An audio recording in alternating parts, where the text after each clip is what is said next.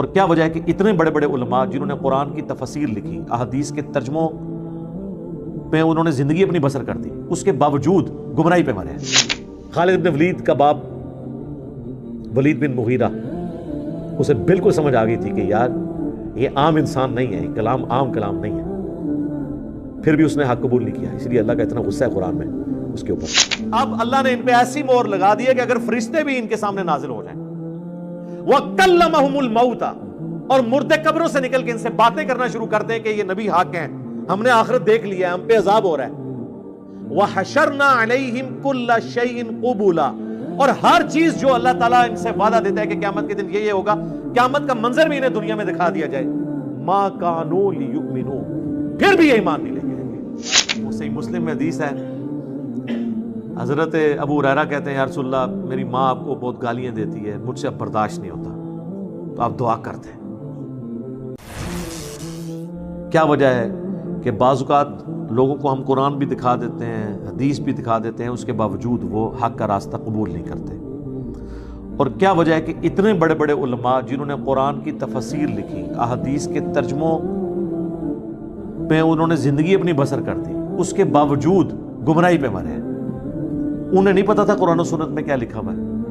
ایک تو وہ بابے ہیں نا جو صرف شعر و شاعری کرتے رہے، ان کو تو واقعی نہیں تھا پتا قرآن و سنت میں کیا لکھا ہے، لیکن جو قرآن کی تفسیریں لکھ کے گئے، قرآن کے ترجمے کر کے گئے، حدیث کی کتابوں کے ترجمے کیے، ترجمہ کرنے سے پہلے بھی وہ بریلوی تھے، ترجمہ کرنے کے بعد بھی بریلوی رہے، ترجمہ کرنے سے پہلے بھی وہ اہل حدیث تھے یا شیعہ تھے یا دیوبندی تھے، اور بعد میں بھی وہی رہے، ان کے اندر کوئی چینج نہیں آئی۔ ایسے بعض لوگوں میں آ بھی گئی، علامہ وحید الزمان جو تھے وہ دیوبندی تھے، بخاری کا ترجمہ 1920 میں کیا تو اہل حدیث ہو گئے، بعد میں آ بھی جاتا ہے چینج، لیکن یہ ایک ہی مثال ہے میں آپ کو جو 100 سال کی تاریخ میں پیش کر رہا ہوں۔ اکا دکا لوگ ہیں، یا مفتی عامر عثمانی ہیں جنہوں نے خلافت و ملوکیت پڑھی، اس کا جواب لکھنے کے لیے تو الٹا انہوں نے خلافت و ملوکیت کے دفاع میں 700 صفحے لکھ دیے، جو دیوبند کے مفتی تھے۔ تو لیکن یہ کوئی لاکھوں ہزاروں میں ایک دانہ نکلتا ہے، زیادہ تر یہی ہے کہ قرآن کی تفسیر لکھ کے فوت ہو جائیں گے، حدیث کے ترجمے کر کے فوت ہو جائیں گے، اور ایک رتی برابر اس میں سے حق قبول نہیں کریں گے۔ اس کے پیچھے کیا ریزن ہوتی ہے؟ یہ وہ سر ٹروتھ ریویل ہو رہا ہے۔ قرآن کی یہ آیت اس اعتبار سے آپ سمجھ لیں اہم ترین آیت ہے، سورہ الانعام کی آیت نمبر 110، وَنُقَلِّبُ أَفْئِدَتَهُمْ وَأَبْصَارَهُمْ، ہم پھیر دیتے ہیں لوگوں کے دلوں کو اور آنکھوں کو حق بات قبول کرنے سے۔ یہ اللہ اپنی طرف منسوخ کر رہا ہے کہ میں ہی نہیں قبول کرنے دیتا۔ سورۃ الانفال میں بھی آیا کہ اللہ اور اس کے رسول کی دعوت پہ لبیک کہا کرو۔ یاد رکھو اللہ تعالیٰ دل اور بندے کے درمیان بعض اوقات حائل ہو جاتا ہے اور بات سمجھ ہی نہیں آتی، اسی کو میں کہتا ہوں گیئر الٹا لگ جاتا ہے، جو سورۃ الاعراف میں آیا کہ پھر یہ حالت ہو جاتی ہے جب ہدایت کا راستہ دیکھتے ہیں اسے گمراہی سمجھنا شروع کر دیتے ہیں، اس وجہ سے اسے چھوڑ دیتے ہیں اور گمراہی کو ہدایت سمجھنا شروع کر دیتے ہیں، اسے ایکسیپٹ کر لیتے ہیں۔ یہ بڑا خطرناک معاملہ ہے۔ اسی کو کہا گیا ختم اللہ علی قلوبہم وعلی سمعہم وعلی ابصارہم، ان کے دلوں پر، آنکھوں پر، یعنی دل سے مراد عقل، چاہے دماغ ہو یا دل، کوئی بھی چیز، کیونکہ لٹریچر کی زبان میں قرآن بات کرتا ہے، اللہ تعالیٰ کی طرف مہر لگ جاتی ہے۔ ہم پھیر دیتے ہیں ان کے دلوں کو، ان کی عقل کو، ان کی آنکھوں کو حق بات قبول کرنے سے، کما لم یؤمنوا بہ اول مرہ، جس طرح انہوں نے بھی تو حق قبول کرنے سے انکار کر دیا تھا جب پہلی دفعہ انہیں یہ پتا چل گیا تھا کہ یہ بات ٹھیک ہے۔ ایسے ہو جاتا ہے۔ میرے خیال ہے اس کی نمائندہ مثال ابو جہل ہے، اسے بالکل صحیح سمجھ آ گئی تھی کہ یہ کیا ہونے جا رہا ہے۔ خالد بن ولید کا باپ ولید بن مغیرہ، اسے بالکل سمجھ آ گئی تھی کہ یار یہ عام انسان نہیں ہے، یہ کلام عام کلام نہیں ہے، پھر بھی اس نے حق قبول نہیں کیا، اس لیے اللہ کا اتنا غصہ ہے قرآن میں اس کے اوپر۔ تو اللہ تعالیٰ فرما رہا ہے کہ جب پہلی دفعہ کسی کو بات سمجھ آ جائے اس کے باوجود وہ ہٹ درمی کرتا ہے نا، پھر اللہ تعالیٰ اسے بات سمجھ ہی نہیں لگنے دیتا۔ اچھا یہ اب اللہ کا فیصلہ ہے، بعض اوقات اللہ تعالیٰ کسی کو ڈھیل بھی دے دیتا ہے۔ اب یہ اللہ کا فیصلہ ہے کسے اس نے ڈھیل دینی ہے، دوبارہ چانس دینا ہے، اور کس کو پہلی دفعہ میں پکڑ لینا ہے۔ یہ مولوی تو سارے جکڑے گئے ہیں پہلی دفعہ میں نے دیکھا ہے۔ اس کی وجہ یہ ہے کہ انہیں بالکل صحیح بات سمجھ آ گئی ہوتی ہے. عام آدمی کو تو پھر بھی کوئی نہ کوئی ایمبیگوٹی رہ جاتی ہے, کوئی بالکل دھندلی سی تصویر آتی ہے, وہ بیچارہ پھر سوچتا رہتا ہے کرتے کرتے. لیکن مجھے بتائیں, جو بندہ قرآن کی آیات آدھی لکھے, آپ کیا سمجھتے ہیں یہود و نصارہ تحریف کر دیں تورات اور انجیل میں, ان پہ تو اللہ کی لعنت پڑے, اور مسلمان قرآن کی آدھی آیات لکھیں یا قرآن کی آیت لکھ کے اس کے ترجمے کو صحیح کرنے کے بعد اس کی تفسیر اس کی بالکل الٹ لکھ دیں, تو ان پہ لعنت نہیں پڑتی؟ پڑتی ہے ان پہ. یعنی مفتی احمد یار خان صاحب نعیمی نے سورۃ القصص کی آیت نمبر 44 ڈسکس کی حاضر و ناصر کے مسئلے میں. ہر جگہ وہ تعویل کرتے آئے. سورہ ال عمران کی تعویل کی, اے نبی علیہ السلام تم وہاں موجود نہیں تھے جب وہ کلمے ڈالی جا رہی تھی کہ کون کفالت کرے گا مریم کی. اس طریقے سے قرآن میں آیا کہ تم وہاں موجود نہیں تھے جب ہم نے موسیٰ علیہ السلام کو کوہ طور پہ بلایا. اور اللہ تعالیٰ یہ بات دلیل کے طور پہ مشرکین عرب کو پیش کر رہا ہے کہ یہ پیغمبر اس وقت موجود بھی نہیں تھے, تب بھی یہ پوری ہسٹری صحیح بیان کر رہے ہیں, کسی سے پڑھے ہوئے بھی نہیں ہیں. یہ ان کی پیغمبری کی دلیل ہے. اس آیت سے ان کو یہ ٹینشن پڑ گئی کہ حاضر و ناظر کی نفی ہو جائے گی, کیونکہ یہ تو کہتے ہیں اگلی امتوں میں بھی حضور حاضر و ناظر تھے. تو ہر جگہ یہ پتہ کیا تعویل کرتے ہیں کہ اس در تو یہ آیا ہے کہ نبی وہاں موجود نہیں تھے, یہ نہیں آیا کہ دیکھ بھی نہیں رہے تھے, اللہ کے پاس تھے, وہاں سے بیٹھ کے دیکھ رہے تھے. اور آج بھی مدینہ شریف میں قبر اطہر میں ہیں اور ہمیں وہاں بیٹھ کے دیکھ رہے ہیں. لیکن قرآن میں ایک آیت ایسی تھی جو ان کی عقیدے کی موت تھی, وہ یہ سورہ قصص کی آیت تھی. اور اس کو تو اس آیت کو قرآن سے نکالنا تو ممکن نہیں تھا. ڈاکٹر سراج صاحب والی بات کہ اگر اس کتاب کی حفاظت کی ذمہ داری اللہ نے نہ لی ہوتی نا, کیونکہ اس کتاب کے بعد کوئی پیغمبر نہیں آنا تھا نا, ختم نبوت کی وجہ سے یہ متقاضی تھی یہ چیز کہ قرآن کو محفوظ کیا جاتا تاکہ نبی کا خلیفہ دنیا پہ ہو قیامت تک کے لیے.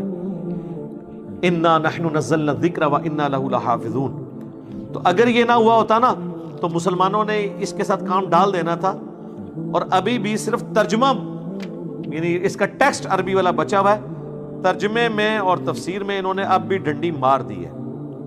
اور اس کی یہ پریکٹیکل مثال وہ لکھتے ہیں وما کنت بجانب الغربی, اور اے نبی آپ وہ مغربی جانب نہیں تھے اس کوہ طور کی, اذ قضینا الی موسیٰ الامر جب ہم نے موسیٰ علیہ السلام کے اوپر وحی کی,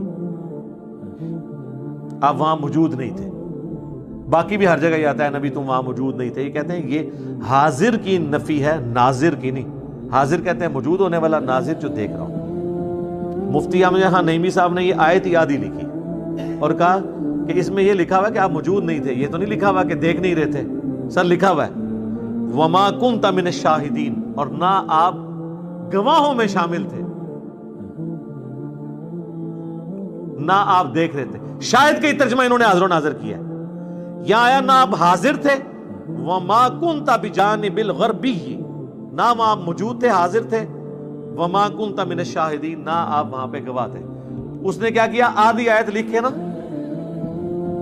اور کہا اس میں تو ہے کہ آپ وہاں موجود نہیں تھے, یہ تو نہیں لکھا تھا کہ آپ وہاں شاہد بھی نہیں تھے, آپ دیکھ بھی نہیں تھے. لکھا ہوا ہے. مجھے بتائیں جب یہ وہ آیت لکھ رہا تھا اور اس کا جواب دے رہا تھا, اسے نہیں پتا تھا کہ میں آدھی آیت لکھ رہا ہوں. اس طرح کے جو لوگ ہوتے ہیں نا, یہ اس چیز کے مصداق ہوتے ہیں. اور میں علا وجہ بصیرت کہہ رہا ہوں, اس پلانٹ ارتھ پہ اتنا شرک احمد بریلوی یا دیوبند کے بزرگوں نے نہیں پھیلایا جو مفتی احمد یار خان نعیمی صاحب نے جال حق لکھ کے ان سارے فرسودہ عقائد کا یعنی آف دا وے جا کے دفاع کیا. حتیٰ کہ وہ جال حق میں غیر اللہ سے مدد مانگنے کی دلیل میں سورہ بقرہ کی آیات لے آئے کہ اے نبی, یعنی یہ ان کو فرما دو کہ اگر تمہیں شک ہے نا اس کتاب کے بارے میں تو بلا لو اللہ کے سوا جتنی ہستی ہیں ان کو, اس طرح کی کتاب کوئی بنا کے بتائے. تو کہتے ہیں دیکھیں اللہ تعالیٰ ہمیں خود دعوت دے رہا ہے کہ اللہ کے سوا اور ہستیوں سے بھی مدد مانگ لو. اے اور رزلٹ ہے جو ان پڑھ بھی نہ کٹے. جی آپ پڑھ لیں جال حق میں جا کے. اب یہ جب اب باتیں یہ بلنڈرز ہیں, اس کے بعد بھی اگر کوئی ان کے پیچھے آنکھیں بند کر کے چلتا ہے اس کا کوئی علاج نہیں ہے سوائے ایک اس سے بڑا علاج میں نے رکھا ہوا ہے, آخری علاج.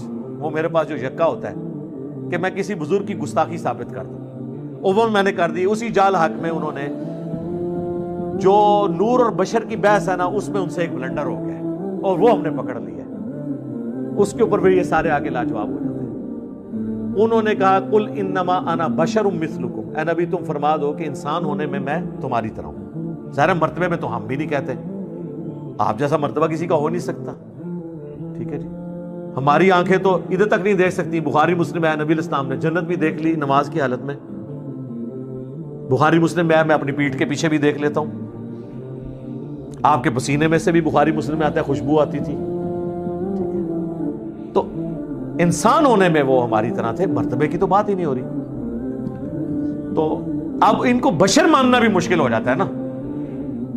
تو انہوں نے اس بحث میں کہا کہ اس آیت کا صرف مقصد یہ ہے کہ اتنا بتایا جائے کہ تم لوگ اے انسانوں مجھ سے مانوس ہو جاؤ کہ میں انسان ہوں, تم مجھے یقین کر لو, لیکن اندروں میں انسان کوئی نہیں. اندروں میں نور ہاں, میں انسانی شکل میں آیا ہوں تاکہ تم مجھ سے مانوس ہو جاؤ کہ ایک انسان دوسرے انسان کی بات صحیح طریقے سے سن لیتا ہے.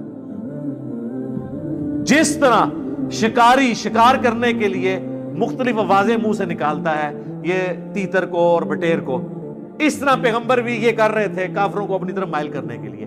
آپ پیغمبر کی مثال کس سے دے دی انہوں نے؟ شکاری سے. اور وہ شکاری بھی وہ جو فراڈ کر رہا ہوتا ہے, تیتر ہوتا نہیں ہے, آوازیں نکالتا ہے, اندروں کچھ اور ہوتا ہے. اب یہ تو صراحتاً گستاخی تھی, اس کی کوئی تعویل بھی نہیں ہے, کیونکہ بریلوی کہتے ہیں گستاخی کی تعویل بھی نہیں کی جائے گی. اے میں پھڑ لی سرکار, اندھا دودھ پیروی کے انجام میں ڈال دی. اللہ کا شکر ہے ہزاروں لوگوں کی ہدایت کا سبب بنی. میرا وہ جو لیکچر ہے انڈیا اور پاکستان کے بزرگوں کی 19 گستاخانہ عبارات کا تحقیقی جائزہ, اے سارو سوئی ہے جیڑی میں انہاں دے غبارے ماری ہے فارغ.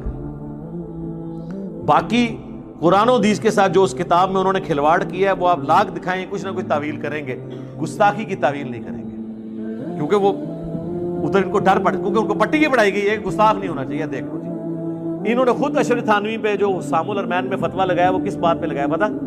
کہ اس نے کہا تھا کہ نبی کو اسی طرح کا علم غیب ہے جس طرح ایک جانور کو بھی تو چھٹی حص کے طور پہ پتہ چل جاتا ہے کیا ہونے والا ہے, اس میں نبی کی ہی تخصیص کیا؟ یہ تو اس طرح کا علم تو ہر پاگل مجنون نعوذ باللہ اور جانور کو بھی حاصل ہوتا ہے.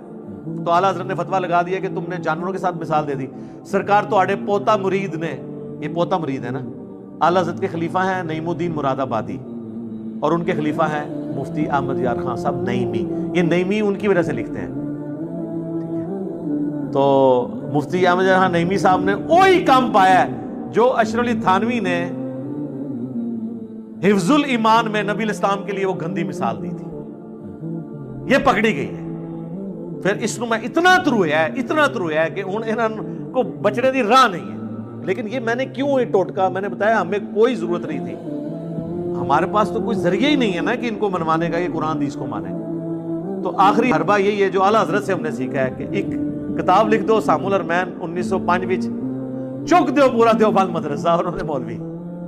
ٹھیک ہے, اج تک وہ جان نہیں چھڑا سکے. تے جو اسی کام پایا ہے نا اللہ کے فضل نال سرکار, یہ وہ مدنی وائرس ہے جو قیامت تک نہیں اب ختم ہونے والا. ہاں انشاءاللہ, نہ یہ کوئی ویکسین ہے, ہاں یہ کوئی ویکسین بھی نہیں ہے, یہ وہ مدنی وائرس ہے. کیونکہ یہ تھوڑے کو بھی وسیلے ہے طریقہ. اگر آپ اس کا علاج کرنے کی کوشش کریں گے تو پہلے آپ اسام الارمین کو غلط کہیں گے, وہ آپ کہہ نہیں سکتے. تو یہ اللہ کا شکر ہے, یہ ہمیں مجبوراً کرنا پڑا. تو یہ اللہ تعالیٰ فرما رہا ہے کہ ہم ان کے دلوں کو اور ان کی آنکھوں کو پھیر دیتے ہیں کما لم یؤمنوا بہ اول مرہ, جبکہ انہوں نے بھی تو پہلی دفعہ جب حق کھلا تھا تو انہوں نے حق بات قبول کرنے سے انکار کر دیا تھا.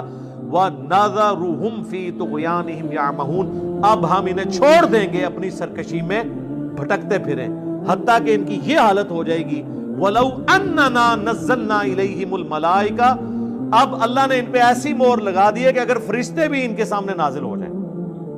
وَكَلَّمَهُمُ الْمَوْتَ, اور مردے قبروں سے نکل کے ان سے باتیں کرنا شروع کر دیں کہ یہ نبی حق ہیں, ہم نے آخرت دیکھ لیا ہے, ہم پہ عذاب ہو رہا ہے. وَحَشَرْنَا عَلَيْهِمْ كُلَّ شَيْءٍ قُبُولًا, اور ہر چیز جو اللہ تعالیٰ ان سے وعدہ دیتا ہے کہ قیامت کے دن یہ ہوگا, قیامت کا منظر بھی انہیں دنیا میں دکھا دیا جائے. مَا كَانُوا لِيُؤْمِنُوا, پھر بھی یہ ایمان نہیں لے کے آئیں گے. سرکار جب اللہ مہر لگا دے, چاہے فرشتے نظر آ جائیں, مردے نظر آ جائیں, جہنم نظر آ جائے, جنت کی حوریں نظر آ جائیں، جب اللہ نے کسی کے اوپر مہر لگا دی ہے تو اسے ہدایت نہیں ملتی۔ لہذا مولویوں کی، بزرگان دین کی ٹینشن نہ لیا کریں، جنہاں دی مت اللہ نے مار دیتی ہے اس وجہ نال کہ انہوں نے اپنے پیغمبر کے ساتھ غداری کی، عزتیں اویل کی رسول اللہ کے نام پر، سواریاں سوار کی اپنی گاڑیوں میں انہوں نے خانقاہوں میں مکے مدینے کے نام پر، اور اتاری جا کے جناب اجمیر شریف، بغداد شریف، دیوبند شریف، بریلی شریف، شیعہ شریف تے سنی شریف۔ الا ان یشاء اللہ، ہاں مگر اللہ ہی کسی کو زبردستی ہدایت دے دے کہ اسے آخری وقت میں کوئی بات سمجھ آ جائے، وہ الگ بات ہے۔ ادروائز جب مہر لگ، یعنی یہ وہ مہر ہے، یہ وہ سیل ہے جس کو اللہ کھول سکتا ہے۔ کوئی خاص کسی پہ کرم ہو جائے وہ ہو بھی جاتا ہے سرکار، وہ صحیح مسلم میں حدیث ہے، حضرت ابو ہریرہ کہتے ہیں یا رسول اللہ میری ماں آپ کو بہت گالیاں دیتی ہے، مجھ سے اب برداشت نہیں ہوتا، تو آپ دعا کرتے ہیں۔ حضرت ابو ہریرہ اتنی محنت کر چکے ہیں لیکن وہ ایمان نہیں لا رہی، بس کوئی قبولیت کا وقت تھا، اللہ کے نبی نے ہاتھ اٹھا دیے۔ یار کتنوں کے ماں باپ کے لیے اللہ کے نبی نے ہاتھ اٹھائے ہوں گے، یہ واقعہ ایک ہی ملتا ہے آپ کو، وہ اللہ کی طرف سے کوئی منظوری ہوئی ہے، دعا کے لیے ہاتھ اٹھائے۔ حضرت ابو ہریرہ کہتے ہیں میں نے حضور کی دعا ختم ہونے کا بھی انتظار نہیں کیا، میں دڑکی لا دیتی کہ اللہ کے نبی کی دعا پہلے ختم ہوتی ہے یا اسے قبولیت پہلے ملتی ہے۔ گھر گئے، کہتے ہیں میں دروازہ جب میں انٹر ہونے لگا تو ان کی والدہ نے کہا کہ باہر ہی رہو، میں غسل کر رہی ہوں، مجھے اللہ کے نبی کے پاس لے جا رہا، وہ اسلام قبول کر لیا۔ لیکن یہ جو کنو پکڑ کے ہدایت ہے نا، یا جامعہ ترمذی میں حدیث ہے، اللہ کے نبی نے کہا کہ اے اللہ عمر ابن خطاب یا عمر بن حشام میں سے ایک کو ایمان کی دولت دے دے، تو وہ پھر اللہ تعالیٰ نے قبول کر لیا، وہ اللہ کا فیصلہ تھا، وہ اگلا دم ہم نے۔ وَلَٰكِنَّ أَكْثَرَهُمْ يَجْهَلُونَ، لیکن اکثر لوگ بالکل اس طریقے سے ناواقف ہیں، جاہل ہیں حق بات قبول کرنے سے۔ اکثر لوگ یہ پوری اللہ کا پلان سمجھنے سے ہی قاصر ہیں۔